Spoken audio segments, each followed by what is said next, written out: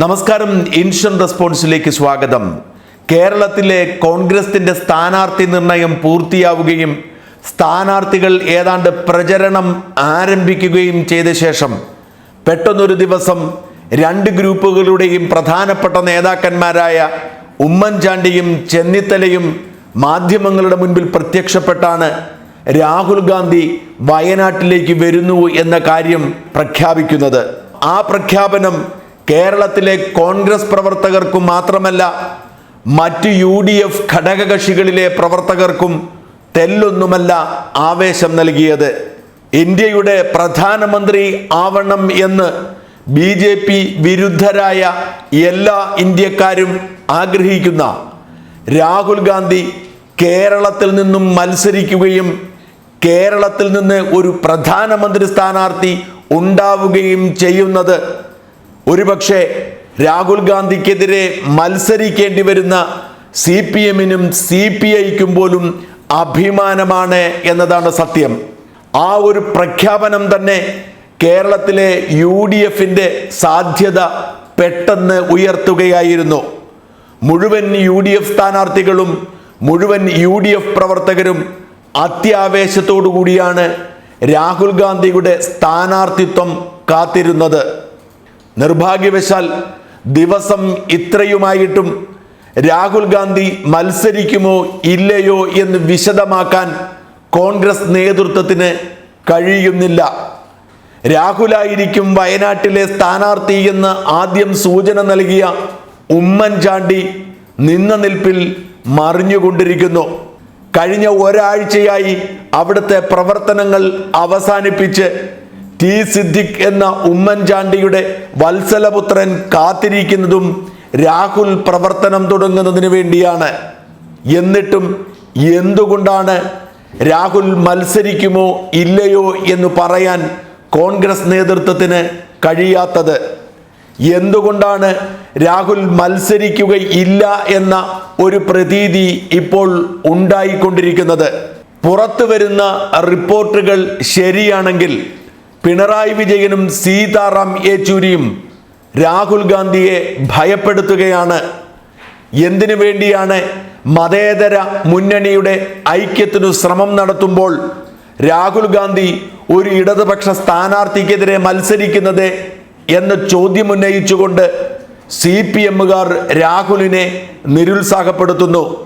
രാഹുലിനോട് മത്സരിക്കരുത് എന്ന് ഉപദേശിക്കാൻ സീതാറാം യെച്ചൂരിയുടെ കൂട്ടുകാരായ പ്രതിപക്ഷ പാർട്ടി നേതാക്കളെ നിർബന്ധിക്കുന്നു. അവരുടെയൊക്കെ നിർബന്ധത്തിന് വഴങ്ങി, കുറച്ചുകൂടി ലളിതമായി പറഞ്ഞാൽ CPM-നെ ഭയപ്പെട്ട് രാഹുൽ പിന്മാറുന്നു എന്ന് വേണം വിലയിരുത്താൻ. എന്താണ് അവരുടെ ലക്ഷ്യം? ഈ തെരഞ്ഞെടുപ്പിൽ അവർക്ക് ഏക പ്രതീക്ഷയുള്ളത് കേരളം മാത്രമാണ്. ബംഗാളിൽ കോൺഗ്രസും CPM-ഉം ഒരുമിച്ച് നിൽക്കാൻ ശ്രമിച്ചെങ്കിലും അവർ ഇടയ്ക്ക് വെച്ച് തമ്മിത്തല്ലി പിരിഞ്ഞു. ബംഗാളിൽ നിന്ന് ഒരു സീറ്റ് പോലും നേടാൻ കഴിയുമെന്ന ആത്മവിശ്വാസം CPM-നില്ല. ത്രിപുരയിൽ ഒരു CPM-കാരെ മഷിയിട്ട് നോക്കിയാൽ പോലും കാണാൻ കഴിയാത്ത സാഹചര്യമാണുള്ളത്. അപ്പോൾ കേരളത്തിൽ കൂടി തിരിച്ചടിയുണ്ടായാൽ CPM-ന്റെ ദേശീയ പാർട്ടി പദവി നഷ്ടമാകും എന്ന് മാത്രമല്ല, അവർക്ക് രണ്ട് വിരലിൽ എണ്ണി തീർക്കാനുള്ള MP-മാരില്ലാതെ ഇത്തവണത്തേക്കാൾ മോശം അവസ്ഥയിൽ ഡൽഹിയിൽ പോയിരിക്കേണ്ടി വരും. അതുകൊണ്ട് CPM-ന്റെ അടിത്തറ തന്നെ ഇളക്കാൻ ഇടയുള്ള ഒരു തീരുമാനം ഉണ്ടാവാതിരിക്കാൻ അവർ എന്തു വിലയും കൊടുക്കും. പിണറായി വിജയൻ സീതാറാം യെച്ചൂരിയെ കൊണ്ട് ചെയ്യിപ്പിച്ചുകൊണ്ടിരിക്കുന്നതും അതാണ്. ശരത് പവാറിനെയും മുലായം സിംഗ് യാദവിനെയും ചന്ദ്രബാബു നായിഡുവിനെയും മാത്രമല്ല, മമതാ ബാനർജിയെ കൊണ്ട് വേണമെങ്കിലും CPM ആ ലക്ഷ്യം നേടും.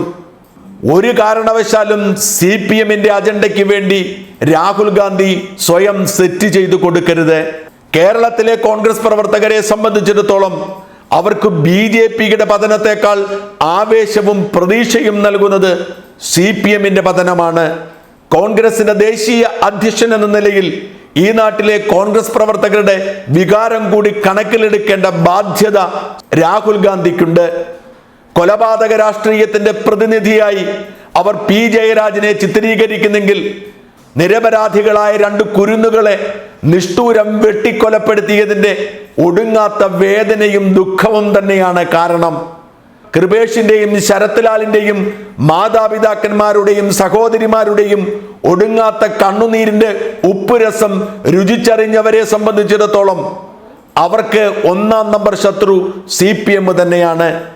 CPM-നെ അവരുടെ തൊഴുത്തിൽ കെട്ടിയിടാൻ കിട്ടുന്ന അവസരം ഇല്ലാതാക്കിയ കോൺഗ്രസ് നേതാവ് എന്ന കറുത്ത പേരായിരിക്കും രാഹുൽ ഗാന്ധിക്ക് ഈ തീരുമാനം വഴി ചരിത്രത്തിലുണ്ടാവുക.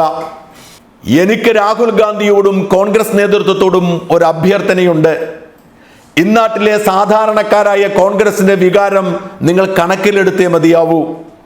ഒരു കാരണവശാലും CPM-ന്റെ നേതാക്കന്മാരുടെ കെണിയിൽ വീണ് വയനാട്ടിൽ മത്സരിക്കാനുള്ള തീരുമാനത്തിൽ നിന്നും പിന്നോട്ട് പോവരുത്.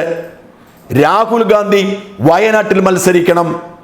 രാഹുൽ ഗാന്ധി തരംഗം കേരളത്തിൽ ആഞ്ഞുവീശണം.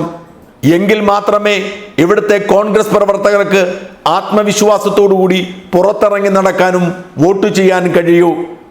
പിണറായി വിജയന്റെയും യെച്ചൂരിയുടെയും വാക്കുകളല്ല, മുല്ലപ്പള്ളി രാമചന്ദ്രന്റെയും ഉമ്മൻചാണ്ടിയുടെയും രമേശ് ചെന്നിത്തലയുടെയും KC വേണുഗോപാലിന്റെയും ഒക്കെ വാക്കുകളാണ് രാഹുൽ ഗാന്ധി മുഖവിലയ്ക്കെടുക്കേണ്ടത്. ഇത് രാഹുൽ മനസ്സിലാക്കുമെന്ന് തന്നെ വിശ്വസിക്കട്ടെ. നന്ദി, നമസ്കാരം.